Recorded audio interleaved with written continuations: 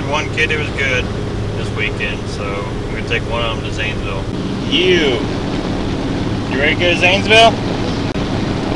Think you have fun? Can you wave? Took about 35 minutes to get in the door. Did you see the basket building back there? Yeah. Isn't that ridiculous? Even a 3-year-old knows it ain't right.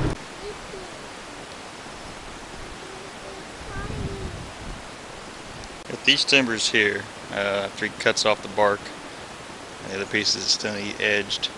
He stacks them there and hauls them around to the back side of the sawmill. Down there.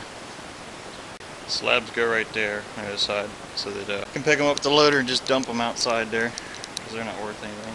Like I said, you got these boards that come off that aren't barked, that need edged, and they go through this edger right here. It's got a little tiny rear end drive right there. Turn off the standard transmission, throws it in gear. There's a belt running off the tire. Anyway, the boards get fed through here, kind of like on a old style planer. There's 2 saw blades that you can adjust right here. I don't know if you can see it move. Make it smaller, make it wider. After it comes through the edger right there, it comes down here and it stacks all the boards up. Put these divider sticks in between each board so that the air can circulate and dry the boards out.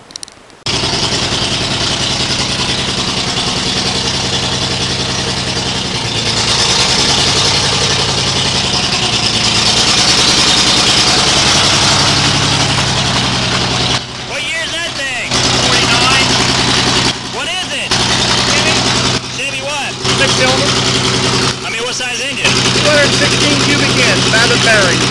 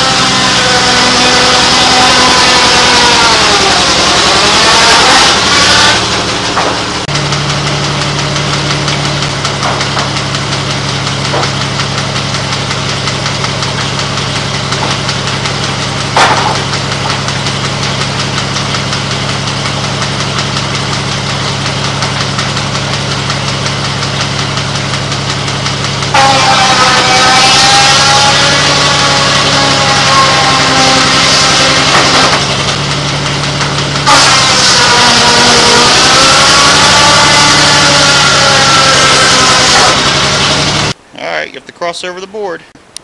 Yep, go ahead and walk across there. This is not OSHA approved. You can jump down if you want. It's only like a 1.5 drop from right there.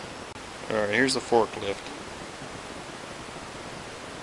I gave him an old car, an 89 Grand Marquis, and he yanked the engine and the transmission out and put down in there last summer.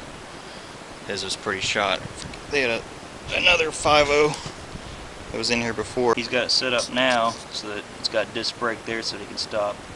Used to have drum brakes out at the wheels, but he's done away with that. No, he said it's got a lot better braking now. He can actually stop on a hill. Top of the engine, your carburetor, you got linkage right here. What he'll usually do is reach up in here to start it after he hooks his battery up.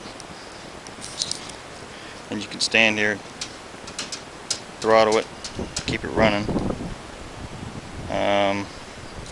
Used to be, I think it was like all thread or something, but it come back from these stacks are back here to the back part where the radiator is. But he's done away with that, stripped off the sheet metal back here. Used to be sheet metal up there around the tank, and he's done away with all that. On the front there used to be sheet metal that come clear back to about here, and he's cut all that off so you can get in and out easier. Couldn't tell you how much the hydraulics are rated for. The only bad thing about this is that whenever you connect the battery, the fan runs, because apparently he has a switch up there, but for whatever reason, instead of putting it back here where the battery switch is, he's got it up there and he forgets about it and he drains his battery. So then instead of moving the switch, he just keeps unhooking the cable. Don't ask me why, since I would move the switch, but that's not me. I'll show you how to drive it next. Alright, anyway, here's a button to start it. He's got an oil pressure gauge right there. There's your brake down here.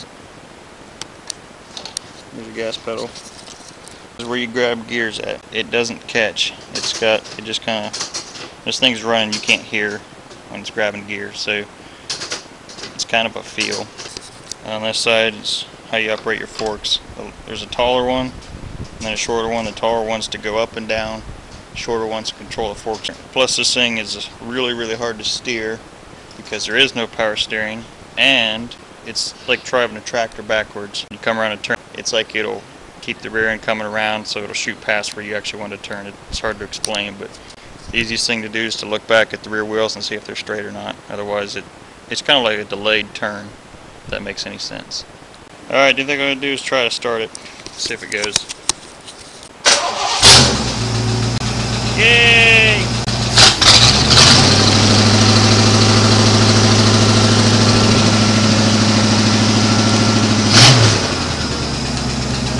Throttle sticks.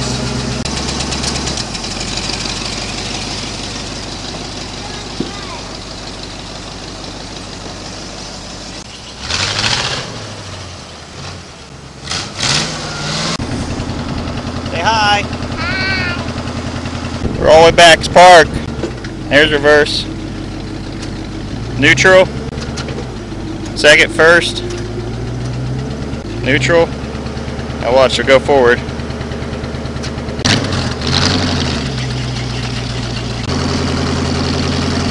It's a 195 horsepower Cummings engine. I think it came out of a front loader. It's a Cummings diesel. Runs off that clutch and a drive shaft and belt driven. That's what drives the shaft, which drives the saw blade. This is standing back at the operator's area. Red bar right there is what moves the carriage, which is up there forward and back. The barker's above us here. Cleans off where the saw blade's going to cut. The saw blade goes through the log. It makes a lot of sawdust, which falls down that pit down here below. Old hay conveyor down in it that catches the sawdust and carries it outside. Goes out there and he's got it in a manure spreader just to get rid of it. Unless somebody wants it, pile it up for him.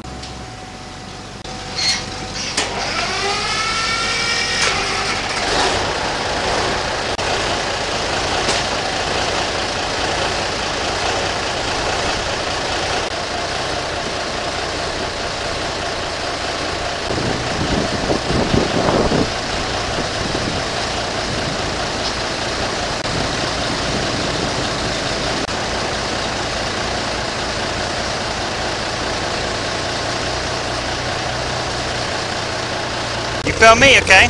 Hold it upright like this. Alright, you film. I can't see you.